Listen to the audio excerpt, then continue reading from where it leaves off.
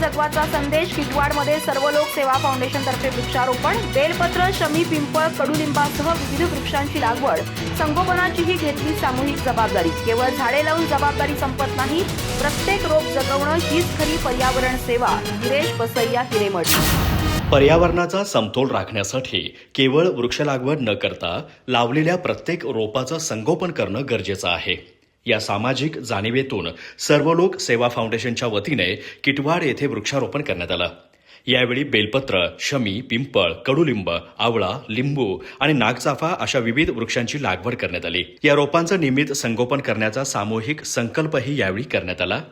पर्यावरण संवर्धनाचं महत्त्व सांगताना सर्व लोक सेवा फाउंडेशनचे संस्थापक गिरीश बसैया हिरेमठ म्हणाले, पर्यावरणाचा समतोल राखायचा असेल तर मोठ्या प्रमाणात वृक्ष लागवड करणं गरजेचं आहे. मात्र केवळ झाडे लावून आपली जबाबदारी संपत नाही. प्रत्येक रोप जगवणं आणि त्याचं संगोपन करणं हीच खरी पर्यावरण सेवा आहे.